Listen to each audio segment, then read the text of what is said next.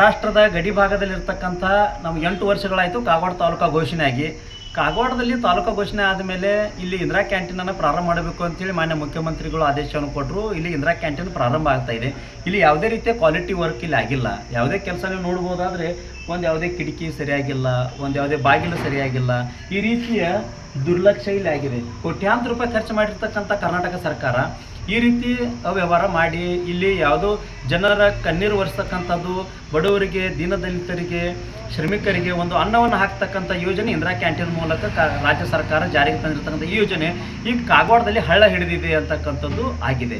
ಇಲ್ಲಿ ನಾನು ಜನಪ್ರತಿನಿಧಿಗಳಿಗೆ ಮತ್ತು ಸಂಬಂಧಪಟ್ಟಂಥ ಅಧಿಕಾರಿಗಳಿಗೆ ಒಂದು ಎಚ್ಚರಿಕೆಯನ್ನು ಕೊಡ್ತಾ ಇದ್ದೇನೆ. ಕನ್ನಡ ಪರ ಸಂಘಟನೆಗಳಿಂದ ಇಲ್ಲಿ ನೀವೇನಾದರೂ 15 ದಿವಸದ ಒಳಗಾಗಿ ಇಂದಿರಾ ಕ್ಯಾಂಟೀನನ್ನು ಪ್ರಾರಂಭ ಮಾಡದೇ ಹೋದಲ್ಲಿ ಕನ್ನಡ ಪರ ಸಂಘಟನೆಗಳು ಮತ್ತು ಈ ಭಾಗದ ಎಲ್ಲ ನಾಗರಿಕರು ಕೂಡಿಕೊಂಡು ನಾವಿಲ್ಲಿ ಉಗ್ರವಾಗಿರ್ತಕ್ಕಂಥ ಹೋರಾಟವನ್ನು ಮಾಡ್ತೀವಿ ಅಂತಕ್ಕಂಥ ಎಚ್ಚರಿಕೆಯನ್ನು ಮಾನ್ಯ ಮುಖ್ಯಮಂತ್ರಿಗಳಿಗೆ, ಮಾನ್ಯ ಸಂಬಂಧಪಟ್ಟಂಥ ಅಧಿಕಾರಿಗಳಿಗೆ ನಾನು ಕೊಡ್ತೀನಿ. ಮತ್ತು ಇಲ್ಲಿ ಯಾರು ಕೆಲಸವನ್ನು ಮಾಡಿದ್ದಾರೆ ಅವ್ರದ್ದು ನೀವು ಬಂದು ಅಧಿಕಾರಿಗಳು ಕ್ವಾಲಿಟಿ ಮತ್ತು ಕ್ವಾಂಟಿಟಿ ಕ್ಯೂವನ್ನು ಚೆಕ್ ಮಾಡಬೇಕು ಅಂತ ವಿನಂತಿಯನ್ನು ಮಾಡ್ತೀನಿ. ಯಾವುದೇ ರೀತಿಯ ಕೆಲಸ ಇಲ್ಲಿ ಕಳಪೆ ಆಗಿದೆ ಅಂತಕ್ಕಂಥ ನನ್ನ ಆರೋಪ ಇದೆ. ಮೇಲ್ನೋಟಿಗೆ ಕಾಣ್ತಾ ಇದೆ ಕಳಪೆ ಕಾಮಗಾರಿ ಆಗಿದೆ ಅಂಥೇಳಿ. ನೀವು ಬಂದು ಪರಿಶೀಲನೆಯನ್ನು ಮಾಡಿರಿ.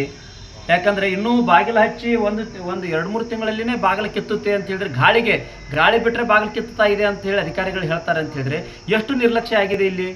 ಇಟ್ಟು ನಿರ್ಲಕ್ಷ್ಯದಿಂದ ಈ ರೀತಿಯ ಅಧಿಕಾರಿಗಳು ಕೆಲಸ ಮಾಡಿದರೆ, ಈ ಜವಾಬ್ದಾರಿ ಇರ್ತಕ್ಕಂಥ ಯಾವುದೋ ಕಾಂಟ್ರಾಕ್ಟರ್ ಇರ್ತ ಕೆಲಸ ಮಾಡಿದರೆ ಅವ್ರ ಮೇಲೆ ಕಾನೂನು ರೀತಿಯ ಕ್ರಮವನ್ನು ಕೈಗೊಳ್ಳಬೇಕು ಹಾಗೆ ಅಂತೇಳಿ ನಾನು ಮಾನ್ಯ ಮುಖ್ಯಮಂತ್ರಿಗಳಿಗೆ, ಮಾನ್ಯ ಜಿಲ್ಲಾ ಉಸ್ತುವಾರಿ ಸಚಿವರಿಗೆ, ಮಾನ್ಯ ಶಾಸಕರಿಗೆ ನಾನು ವಿನಂತಿಯನ್ನು ಮಾಡ್ಕೊಳ್ತೇನೆ. ಮುಂದಿನ 15 ದಿನಗಳ ಒಳಗಾಗಿ ನೀವೇನಾದರೂ ಇಂದಿರಾ ಕ್ಯಾಂಟೀನನ್ನು ಪ್ರಾರಂಭ ಮಾಡದೇ ಹೋದಲ್ಲಿ ಉಗ್ರವಾಗಿರ್ತಕ್ಕಂಥ ಹೋರಾಟ ಇದೇ ಸ್ಥಳದಲ್ಲಿ ನಾವು ಮಾಡ್ತೀವಿ ಅಂತಕ್ಕಂಥ ಎಚ್ಚರಿಕೆಯನ್ನು ಮಾನ್ಯ ಮುಖ್ಯಮಂತ್ರಿಗಳಿಗೆ, ಮಾನ್ಯ ಲೋಕೋಪಯೋಗಿ ಸಚಿವರು ಮತ್ತು ಜಿಲ್ಲಾ ಉಸ್ತುವಾರಿ ಸಚಿವ ಸತೀಶಣ್ಣ ಜಾರಕಿಹೊಳಿ ಅವರಿಗೆ ನಾನು